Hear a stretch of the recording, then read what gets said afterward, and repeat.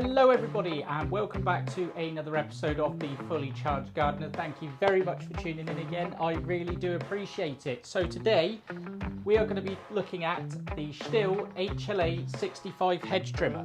So let's run through some facts and figures on this thing, shall we? Actually, do you know what? I'm not going to stand in here and just reel off some facts and figures. Let's go out, do some trimming, and I can give you all the facts and figures as we're trimming. Let's go. But first, I'm going to take this loop handle off.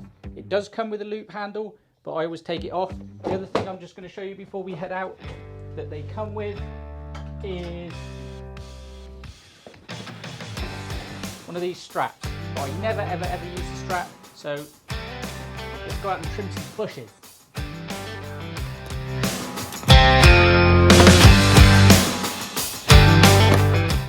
Well, that's better, guys, being out in the fresh air. Much better than being stuck in the studio, especially on a beautiful day like today. So let's just run through some facts and figures about the HLA 65 quite quickly. I know I am so late to the party with this machine. It's been out for years. We've had it for years, but it has taken me this long to get round to doing this video. So there we go. Right, so at the moment we're 125 centimeters long in this stowed position. You then use this little slidey collar and you can flip it open, and we're now at 205 centimeters long. We weigh 3.5 kgs empty. At the moment we have the AP 300 battery in there, which weighs 1.8 kgs, so we're now 5.3. So it's a nice comfortable weight, I find, with the AP 300 battery in there. You can use an AR backpack battery in it. I don't ever bother with that because you get officially 180 minutes runtime with the AP 300 battery, so we just cycle the batteries, but honestly they seem to last a lot longer than that, because you think in between cuts you're putting the machine down, you're clearing clipping, so it's not running constantly, is it? It's not running on tick over like a normal machine would. Right, so going back to this end, the adjustment's real easy. You just have a spring-loaded collar that you pull down to adjust it. We have 115 degrees of adjustment, and it locks into preset positions, as you can see. Let's keep going. Is there any? Yeah. So there's lots of adjustment, and it will also run in between the locks. So the only position it won't run in is transport mode. So we're unlocked and it still won't run. When I speak of lock, I mean the trigger lock on here, and there's a nice rubber grip handle as well, so it's comfortable and safe in the hand. Like I say, I always take that loop handle off because I find it just gets in the way. That's personal preference and entirely up to the operator. Now, speaking of the business end, we have a 50 centimeter cutter bar with 33 millimeter spacings, and it says in the book that it will cut up to 2.6mm branches. I'll try and put some footage on. Honestly, I've made such a hash of this video, so many takes. I'm running out of hedges and bushes to cut to show you footage. So I've tried it on some Quercus Ilex for you, some laurel. Sorry, I'm looking around because I can see him from here. So I'll try and squeeze some of those shots in there. But the great thing about these battery units and these EC motors is you get full power right the way through the battery. So as your battery's running low, it doesn't affect the power on the head. You get full power, and you can use them in the rain. Not recommended in monsoon conditions, but you can use them in the rain. I do have a video about the Pro Kit being used in the rain, so you could go and check that one out. Anyway, so let's get to cutting. I've got my assistant here who's been looking after my PPE for me, so I'll just grab that. It is important to wear the correct PPE when you're using this machine. I think, what is it still say nowadays in their adverts? Make sure you're wearing close-fitting clothes, eye protection, gloves. No, we do take the mickey, but we should be using it. Now, people will probably laugh at me. Yes, I'm going to be wearing a lid because I am going to be potentially cutting above my head, so we want to be safe. I don't technically need the ear defenders, but these ones come with Bluetooth, so I can listen to my music. Now, one thing I will talk about briefly is the cutter speed on the unit. So it's 3,000 strokes per minute, And it is a dual action cutter blade, so they both move, top and bottom blade move against each other.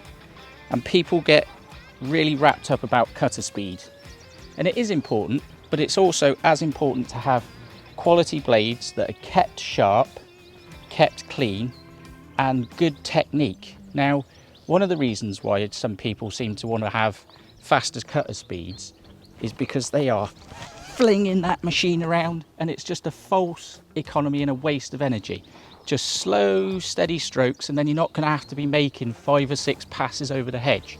So, although cutter speed is an issue, and the reason why I bring this up is because, and still if you're watching this, I have the HSA 94T, which has an insane cutter speed on it, which for dense bushes like Buxus and Taxus, once you get used to using that 94T and you can put faster strokes over the bush, you get used to it.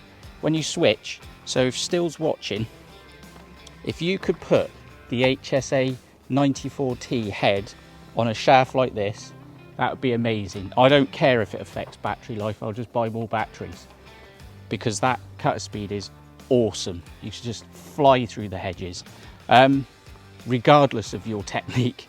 And speaking of that, I would understand that that would mean bulking up the unit, because you're gonna, at the moment we've got a plastic gearbox cover, and I would understand that 94T or something with a higher cutter speed, you're going to have more heat, so you need to dissipate that with an aluminium box. The thing is, speaking of that, I think that's what makes this such a successful unit. This unit's been out for years now. I mean, we've been using it in the garden for, I think, 5 years. Yeah, it must be 5 years. And it, you know, because of the plastic gearbox and stuff, it's so lightweight, so it fits beautifully in that professional and domestic market. Anyway, fantastic bit of kit. Let's see it working so you can see it performing. We've got a nice mix, words Andy, nice mix of hedge here. We've got some Buxus and some Taxus. So anyway, shut up, let's get cutting. Can't get my words out either this morning. Right.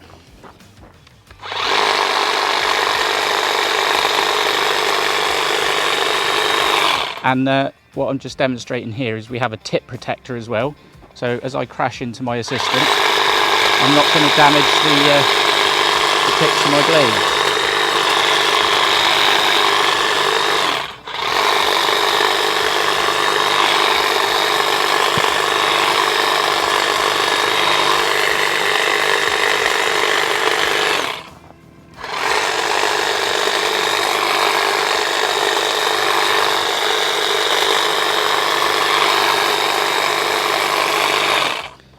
Now here at the gardens at Uridge, we have funky wavy hedges, and that's where this machine comes into its own with the adjustment on the hedge. You can always find a great angle to be working with.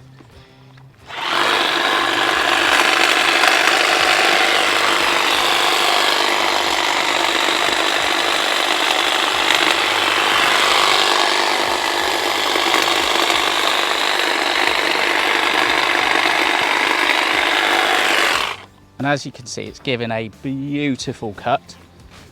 That's because we got some quality blades that I keep clean and sharp, so there's no tearing.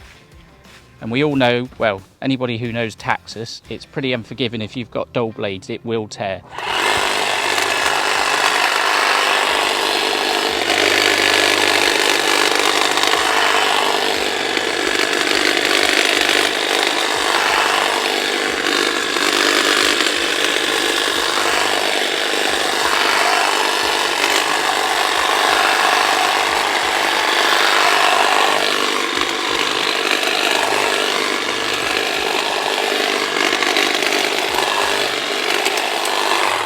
So yeah, beautiful piece of kit.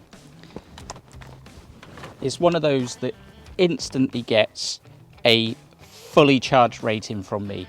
Honestly, if you're going to venture into battery technology, this is the best starter piece of kit you can get, because it's an all-rounder. You know, you can be cutting low hedges with it, high hedges. And I promise you, any of you guys out there at the moment that are using petrol hedge trimmers, thinking that you're gaining something with extra power and stuff is absolute rubbish.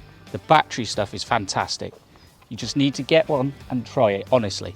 Right, I'm going to put an AR backpack battery on now, and I'm just going to show you quickly the other side with the backpack battery. So we'll be right back. Right then guys, so here we are. We have the backpack battery on. Now, in order to run the 65 with a backpack battery, you need this little adapter, and you take your umbilical, insert it into the adapter, and then you put the adapter into, oh, never get it the right way around, into the unit, locked in, and we're ready to go. The umbilical doesn't bother me too much. I use it on the 94T all the time, plugged into a battery, and it just doesn't bother me. Just want to say it doesn't change performance or anything. You're still at 3,000 strokes per minute, same power. Right, and I'll just show you some quick clips cutting with the backpack battery.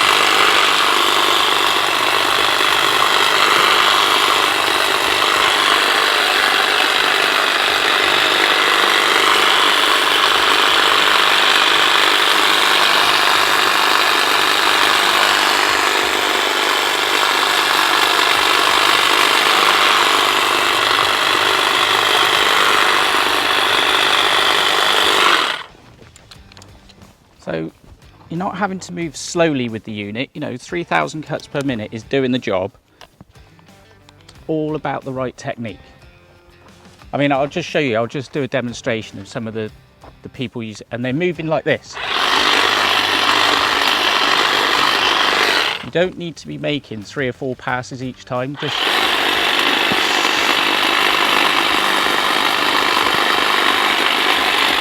slow, steady, controlled movements.